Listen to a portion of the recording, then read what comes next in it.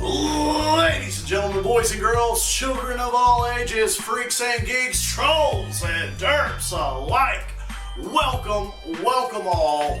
I am Mullet Mike, bringing you Creepy Gaming.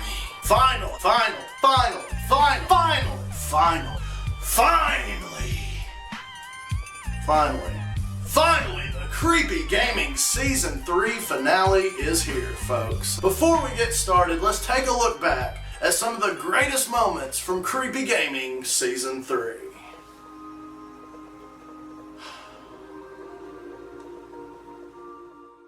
The Shadow Man comes to life and kills somebody.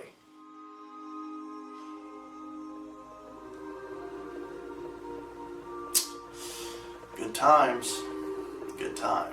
So wait, that's the only great moment we've had all season long. Anyways, we're gonna pick up this episode right where we left off with Grand Theft Auto 5. So without further ado, turn the lights down and the volume up as we journey into some creepy gaming.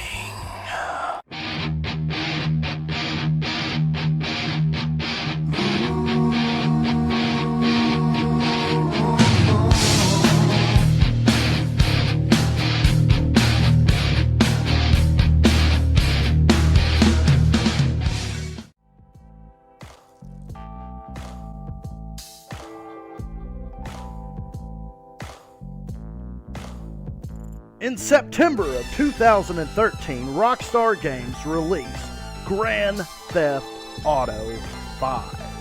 Players were happy not just to return to the world of Grand Theft Auto, but return to the city of Los Santos as well.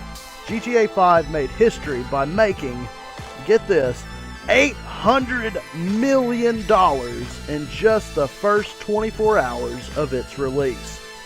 That is insane. Rockstar Games shows us that when you take a little extra time to better your product, rather than just rush it out, it can be just as successful, or in this case, more successful.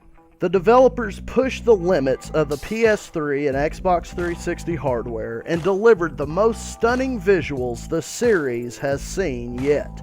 The game was promoted as being the most visually realistic entry to date, and for a game this size, that's awesome.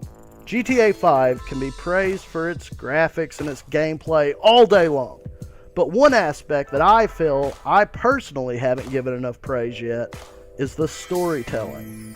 The same can be said about all the GTA games. They've all had strong stories and characters.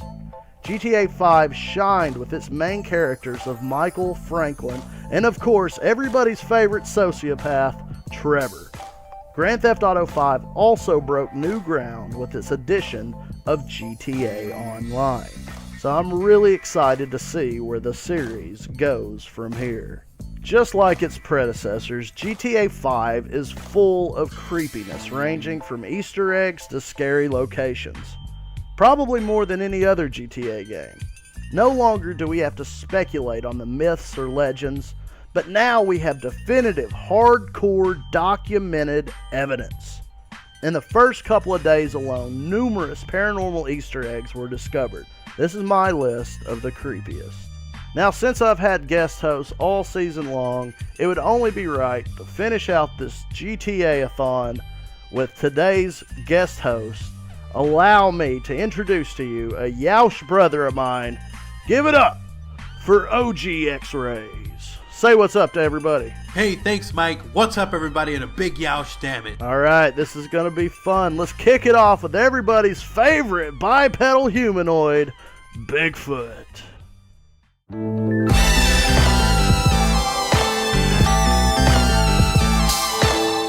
Yes, of course, one of the most famous urban legends of the Grand Theft Auto series returns in GTA 5. Rather than shrouding Bigfoot in mystery, GTA 5 embraces this urban legend. If you look at the official city logo of Los Santos, you will see a Sasquatch-like creature in the bottom right. The Mission Predator uses one of GTA 5's new features of switching between main characters. During the mission, you must switch and use the sniper rifle to pick off the O'Neill brothers.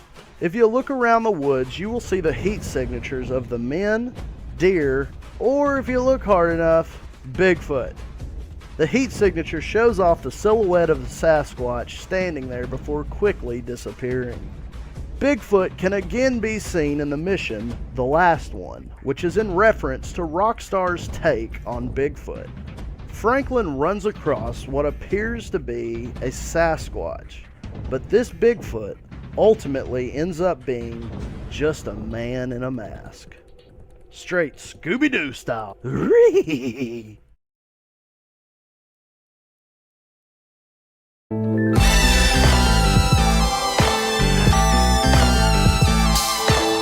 Just like the Bigfoot myth, there is no speculation this time. Aliens and UFOs have been confirmed.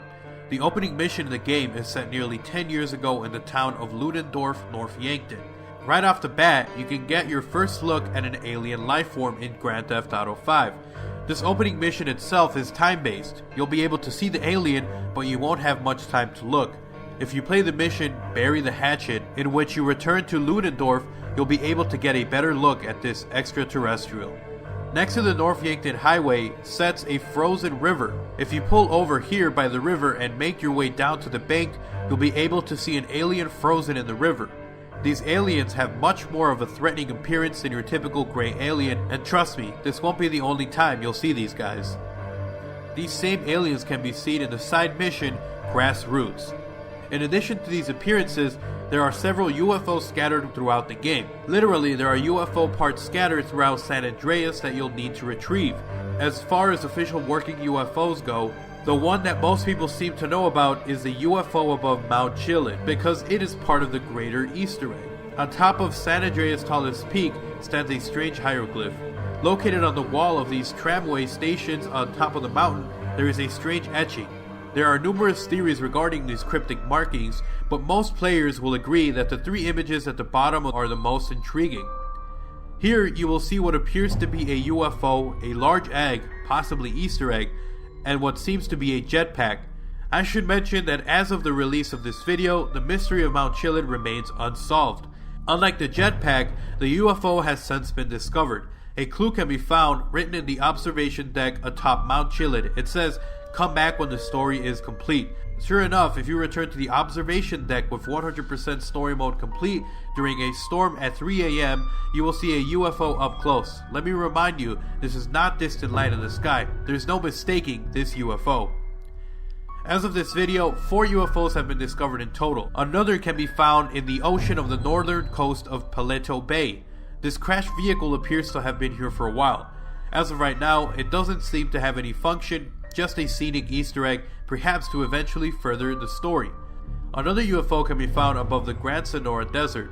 Located outside of Sandy Shores sits a strange structure meant to capture an extraterrestrial's attention.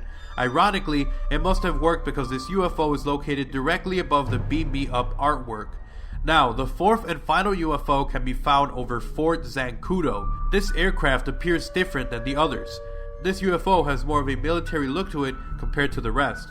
For those of you who don't know, the FIB is Rockstar's take on the FBI, giving players the idea that in-game government is behind these strange UFOs. That alone sparks numerous theories and corresponding debates regarding who's behind these aircrafts. Either way, Rockstar took full advantage of the alien myth and ran with it. Between frozen aliens, spaceship parts, numerous UFOs, and the great mystery of Mount Chiliad, Grand Theft Auto 5's aliens have definitely made their mark and proven their existence.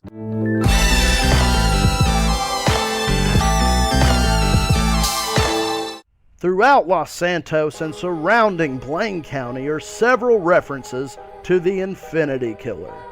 This in-game serial killer was revealed to be a man by the name of Merle Abrahams. As of right now, there is no known photo, or NPC for that matter, of Abrahams at all. The Infinity murders occurred in-game sometime in 1999, in which Merle Abrahams killed 8 victims. Because of his infatuation with the infinity symbol and the number 8, he was coined the name the Infinity Killer. Abraham's former residence can be found in Sandy Shores. There you will find a dilapidated, half-burned house. Inside, the words, "There will be 8" can be found scribbled on the wall. Many clues to his murders can be found throughout San Andreas, but is probably most famously known for the nursery rhyme. Located nearby Sandy Shores stands a rock formation with strange graffiti, the most noticeable being the infamous nursery rhyme. Rather than me reciting it for you, I'll have my 5-year-old niece do it for you, just to add to the nightmare fuel. 1 is done. 2 was fun. 3 tried to run. 4 told Mom. 5 not alive. 6 is nixed. 7's in heaven. 8 won't wait. Great job, sweetie. You're welcome, folks. Sleep well.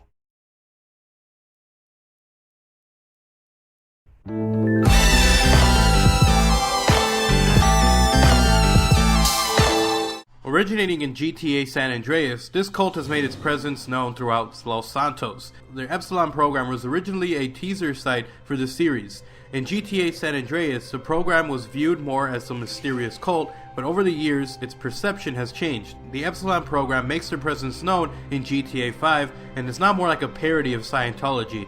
You can hear the program mentioned throughout many media outlets in the game, such as NPCs, conversations, internet websites, or Weasel News. Even though this creepy cult has gradually evolved into more of a scam parody, you never know what might be next for the Epsilon Program.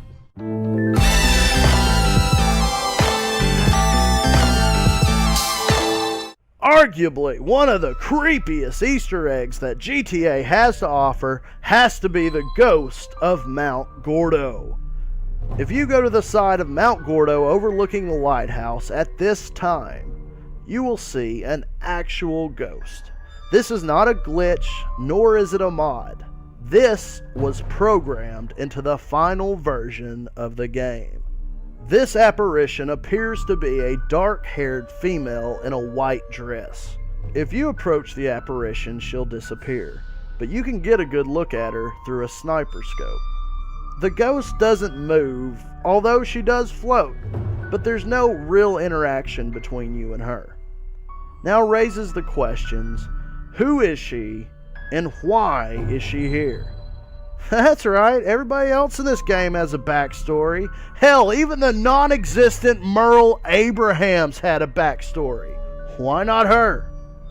Oh, she does? Oh, once you get close enough to her for her to disappear, then you're probably close enough to notice the blood on the cliff near her. The blood stain only stays there as long as she does. Once the clock resets, both the ghost and the blood stain cannot be seen again until the following night. The blood spells out the name Jock. This is the first clue as to who this apparition is, or was. The name Jock is in reference to the character of Jock Cranley. He was once a stunt double and now currently a politician running for governor of San Andreas. According to an in-game newspaper article, Jock and his wife, Jolene Cranley Evans, were hiking on Mount Gordo when Jolene mysteriously fell to her death. Jock was taken in and investigated before eventually being let go due to lack of evidence. Therefore, Jolene's spirit continues to haunt the cliffside, continuously trying to expose her killer. I would usually end it right here, but it should be noted that the ghost of Mount Gordo was actually based on a real-life urban legend. According to this Midwestern myth, a similar story was told. A woman was killed while her and her boyfriend were hiking. Get this, the mountain they were hiking on was Mount Gordon, located in Pennsylvania. This, more than likely, was the inspiration for this creepy GTA 5 Easter egg. If you wish to find out more about the GTA 5 backstory, then the Sonora Beach newspaper article can be found on the Who Killed Lenora Johnson website.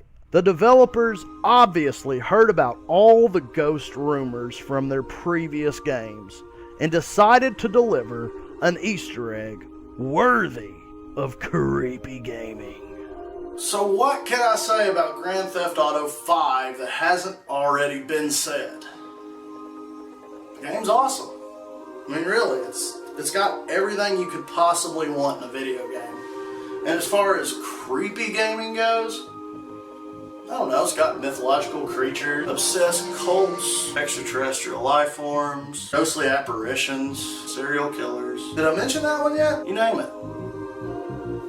GTA 5's got it. I think that's going to do it for us today, folks. I want to thank you all for watching. I want to thank you all for help supporting Season 3 of Creepy Gaming. This has been the most successful season we've had yet, and I cannot thank you guys enough. I would like to thank my Yaus brethren, OG X-Rays, for all his contributions on this episode. I would also like to thank Dynasty, the king of GTA 5 Easter eggs, for all of his help as well. Be sure to check out their channels if you haven't already. The links will be in the description below. Be sure to like and favorite for more creepy gaming. If you have a suggestion for Creepy Gaming Season 4, be sure to leave them in the comments below. I think that's going to do it for me today, folks. I hope you enjoyed. I am Mullet Mike with a silent yow saying keep it stay creepy. Thanks for watching. Peace.